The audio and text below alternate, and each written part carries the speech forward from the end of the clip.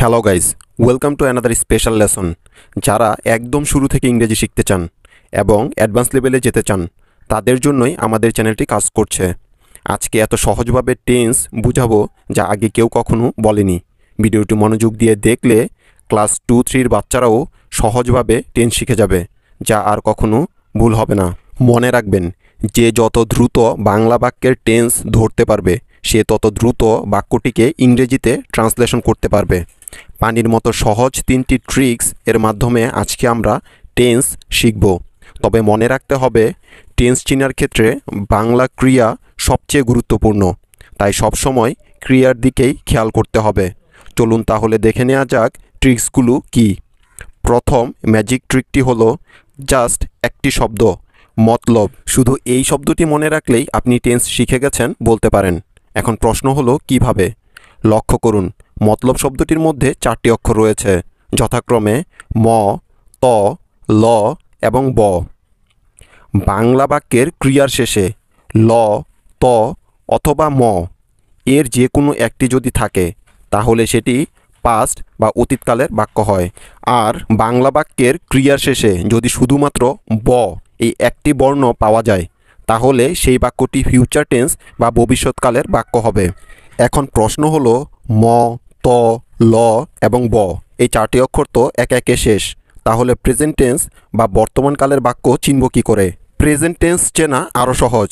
যে বাক্যে মতলব এর কোনো অক্ষর থাকবে না সেটাই বর্তমানের বাক্য বা প্রেজেন্ট টেন্স। অর্থাৎ বাংলা ক্রিয়ার শেষে এই 4টি অক্ষর যদি না থাকে তাহলেই প্রেজেন্ট টেন্স বা বর্তমানের বাক্য হবে। একটি কথা ভালো করে মনে রাখতে হবে যে প্রত্যেকটি বাক্যে একটি করে ক্রিয়া থাকে, আর ক্রিয়া মানে হলো কাজ। যে শব্দটি দিয়ে বাক্যে কোনো কিছু করা বোঝায় তাকে ক্রিয়া বলে। আর এই ক্রিয়ার শেষে মতলবের 4টি অক্ষর দেখে টেন্স বের করতে হয়। আর বাংলা বাক্যের প্রায় সবসময়ই ক্রিয়া সবার শেষে থাকে। যেমন আমি বল খেলতাম, এখানে খেলতাম হলো ক্রিয়া যা বাক্যটির একেবারে শেষে রয়েছে। ঠিক একইভাবে সে মাঠে বসেছিল, তারা মাছ ধরত, তুমি ঘুড়ি উড়াতে, আমি পড়তে থাকব, সে পড়ছে, মিতা গান করছে, রনি কথা শুনছিল ইত্যাদি। আমরা কিন্তু এখন শুধু ক্রিয়ার শেষের অক্ষরটি দেখেই বিভিন্ন টেন্স খুব সহজে বের করে ফেলতে পারছি। আর প্রত্যেকটি উদাহরণেই ক্রিয়া সবার শেষে রয়েছে। তবে যদি বলি আমি কখনো যাইনি, তাহলে কোন টেন্স হবে? প্রথম সূত্র অনুযায়ী মতলবের অক্ষরগুলো ক্রিয়ার শেষে নেই, তাই আপাত দৃষ্টিতে এটিকে প্রেজেন্ট টেন্সের বাক্য বলে মনে হচ্ছে। কিন্তু না, এই বাক্যটি বর্তমানের বাক্য নয়, কারণ বাক্যটি দ্বিতীয় সূত্রে পড়েছে, তাই এই বাক্যটি অতীতের বাক্য। তাহলে চলুন এবার শিখে নেওয়া যাক দ্বিতীয় সূত্র বা ট্রিকটি কি। দ্বিতীয় ম্যাজিক ট্রিকটি খুবই মজার একটি ট্রিক, যা একবার শুনলেই মনে থাকবে সারা জীবন। আমাদের সবারই নানি ছিল বা আছে। নানি শব্দটি শুনলেই অতীতের কথা মনে পড়ে, তাই নানির নিকে কখনোই ভোলা যাবে না। কারণ যদি কোনো ক্রিয়ার শেষে নি থাকে তাহলে তা অতীতকালের বাক্য হয়। নিযুক্ত যে কোনো ক্রিয়াই পাস্ট বা অতীত, যেমন যাইনি, খাইনি, দেখিনি, ভুলিনি, ধরিনি, মারিনি, লিখিনি, বলিনি ইত্যাদি। তৃতীয় ম্যাজিক ট্রিকটি হলো চলি, বলি, খেলি, তুলি 4টি শব্দ। এই শব্দ 4টি যদি কোনো বাক্যে থাকে তাহলে ওই বাক্যটি বর্তমানকালের বা প্রেজেন্ট টেন্সের হয়। কারণ হলো এই শব্দগুলোর জন্মই হয়েছে ল দিয়ে, এদের ভাঙা যায় না, তাই এরা জন্মগতভাবেই বর্তমানকালের শব্দ। তবে এদের অতীত এবং ভবিষ্যৎকালেরও ক্রিয়া রয়েছে, যেমন তুলেছিল, তুলেছিলে, তুলেছিলাম, খেলেছিল, খেলেছিলে, খেলেছিলাম, বলতে থাকবো, বলতে থাকবে ইত্যাদি। এই 3টি মাত্র ম্যাজিক ট্রিক্সের মাধ্যমে শুধুমাত্র ক্রিয়ার শেষের অক্ষরটি দেখে যে কোনো বাক্যের টেন্স বের করে ফেলতে পারবেন খুব সহজে। এখন কথা হলো, প্রধান 3 প্রকার টেন্স তো শিখা হয়ে গেল, কিন্তু টেন্স তো অ্যাজ এ হোল বা সর্বমোট 12 প্রকার। সেগুলো কিভাবে চিনব? এটা আমরা সবাই জানি যে মূল বা প্রধান টেন্স 3 প্রকার, যাদের প্রত্যেকটিকে আবার 4 ভাগে ভাগ করা হয়েছে, যেমন ইনডেফিনিট, কন্টিনিউয়াস, পারফেক্ট এবং পারফেক্ট কন্টিনিউয়াস। এই 4 ভাগকে মূল টেন্সের পরে বসিয়ে দিলেই মোট 12 প্রকার টেন্স পেয়ে যাব। আর এটা খুবই সহজ কাজ। যেমন পাস্ট ব্যবহার করলে হবে past indefinite, past continuous, past perfect, past perfect continuous. আর প্রেজেন্ট বসালে পাবো present indefinite, present continuous, present perfect এবং প্রেজেন্ট পারফেক্ট কন্টিনিউয়াস। আবার একইভাবে ফিউচারের ক্ষেত্রে হবে future indefinite, future continuous, future perfect এবং future perfect continuous.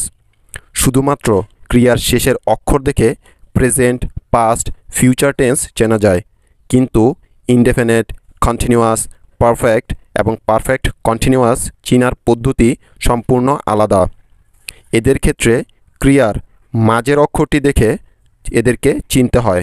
Indefinite, continuous, perfect, perfect continuous সঠিকভাবে চিনতে দুটি কথা অবশ্যই মনে রাখতে হবে। এক, ক্রিয়ার মাঝের অক্ষর দেখতে হবে এবং দুই, ক্রিয়াটিকে চলিত থেকে সাধুতে পরিবর্তন করতে হবে। ক্রিয়ার বড় বা সম্পূর্ণ রূপকে সাধু, আর ক্রিয়ার সংক্ষিপ্ত বা ছোট রূপকে বলা হয় চলিত। যেমন যাচ্ছি থেকে যাইতেছি হলো সাধু, খেলেছিল থেকে খেলিতেছিল, খাইছে থেকে খেয়েছে ইত্যাদি। Indefinite, continuous, perfect, perfect continuous বের করতে হলে অবশ্যই সবসময় ক্রিয়ার মাঝের অক্ষরের দিকে খেয়াল রাখতে হবে। এখন দেখুন ক্রিয়ার মাঝে কোন অক্ষর থাকলে কোন টেন্স হয়। এটা খুবই সহজ। ক্রিয়ার মাঝের অক্ষরে তে হলে কন্টিনিউয়াস হয়। যদি ক্রিয়ার মাঝের অক্ষর আ থাকে তাহলে পারফেক্ট হয়, কিন্তু ক্রিয়ার মাঝে যদি তে অথবা আ এই দুটির একটিও না থাকে তাহলে ইনডেফিনিট হয়। এক এক করে তিনটি ভাগই শেষ। এখন বাকি রইল শুধু পারফেক্ট কন্টিনিউয়াস। পারফেক্ট কন্টিনিউয়াস বের করতে হলে বা চিনতে হলে দুটি জিনিস লক্ষ্য রাখতে হবে। এক, ক্রিয়ার মাঝের অক্ষর তে থাকবে এবং দুই, বাক্যে সময়ের উল্লেখ থাকবে। এই দুটি জিনিস যদি একসাথে কোনো বাক্যে থাকে তাহলে বুঝে নিতে হবে যে এটি পারফেক্ট কন্টিনিউয়াস টেন্স। এখন কোন ইনডেফিনিট, কোন কন্টিনিউয়াস, কোন পারফেক্ট এবং কোন পারফেক্ট কন্টিনিউয়াস এটা তো নতুন করে শেখানোর বা জানার কিছু নেই, কারণ আমরা তো আগেই শিখে নিয়েছি কিভাবে প্রেজেন্ট, পাস্ট এবং ফিউচার টেন্স বের করতে হয়। ক্রিয়ার শেষের অক্ষর দেখে চিনব প্রেজেন্ট, পাস্ট, ফিউচার টেন্স, আর ক্রিয়ার মাঝের অক্ষর দেখে চিনব ইনডেফিনিট, কন্টিনিউয়াস, পারফেক্ট বা পারফেক্ট কন্টিনিউয়াস। আশা করছি এখন আর টেন্স চিনতে আপনাদের কোনো রকমের সমস্যা হবে না। এখন কিছু উদাহরণের মাধ্যমে আরও ভালো করে বিষয়টি বুঝে নেওয়া যাক। যেমন তারা যায়, দে গো। এখানে ক্রিয়ার শেষ অক্ষরে মতলব এর কোনো অক্ষর নেই, তাই এটা প্রেজেন্ট টেন্স, সেটা আমরা সবাই বুঝতে পেরেছি। কিন্তু কোন প্রেজেন্ট টেন্স সেটা বুঝতে হলে ক্রিয়ার মাঝের অক্ষরটি দেখতে হবে। যেহেতু মাঝে তে বা আ এই দুটির কোনোটিই নেই, তাই এটি ইনডেফিনিট বোঝা গেল।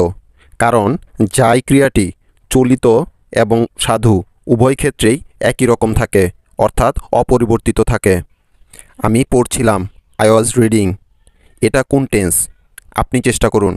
ক্রিয়ার শেষ অক্ষর ম আছে, তাই এটি অতীত বা পাস্ট টেন্স। আর পড়ছিলাম এটিকে সাধুতে রূপান্তরিত করলে হয় পড়িতেছিলাম। ক্রিয়ার মাঝের অক্ষরে তে আছে, তার মানে এটি কন্টিনিউয়াস। সুতরাং সব মিলিয়ে এটি একটি পাস্ট কন্টিনিউয়াস বাক্য। আরও একটি উদাহরণ দেখা যাক। সে 2 ঘন্টা যাবৎ পড়ছিল। He had been studying for 2 hours. এখানে যেহেতু ক্রিয়ার শেষে ল আছে, তাই বুঝতে পারলাম এটি অতীত বাক্য বা পাস্ট টেন্স। এখন পড়ছিল এর সাধু করলে হয় পড়িতেছিল, অর্থাৎ ক্রিয়ার মাঝে তে আছে।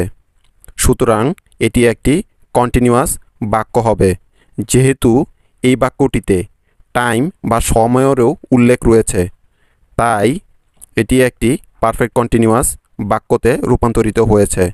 তবে একটি কথা ভালো করে মাথায় রাখতে হবে যে ক্রিয়ার মাঝে যদি শুধু তে থাকে তাহলে কন্টিনিউয়াস হয়, কিন্তু যদি তে এর সাথে সময়েরও উল্লেখ থাকে তাহলে সেই বাক্যটি পারফেক্ট কন্টিনিউয়াস টেন্সে রূপান্তরিত হয়ে যায়। ঠিক যেমনটি আগের উদাহরণে দেখেছি, আমি লেকচার দিচ্ছি, আই এম গিভিং লেকচার। এখানে ক্রিয়ার শেষে মতলব এর কোনো অক্ষর নেই, তাই এটা নিঃসন্দেহে প্রেজেন্ট টেন্স। আর দিচ্ছিকে সাধু করলে হয় দিতেছি, অর্থাৎ ক্রিয়ার মাঝে একটি তে পেয়ে গেলাম। এখন বোঝা গেল এটি একটি কন্টিনিউয়াস টেন্স। সুতরাং সব মিলিয়ে এটি একটি প্রেজেন্ট কন্টিনিউয়াস টেন্সের বাক্য। That's it for now. পরের লেসনটিতে টেন্সের ইংরেজি ব্যবহার সম্পর্কে জানবো। এই ধরনের সহজ ইংরেজি লেসন সবার আগে পেতে চ্যানেলটি সাবস্ক্রাইব করুন। আর ভিডিওগুলো ভালো লাগলে লাইক এবং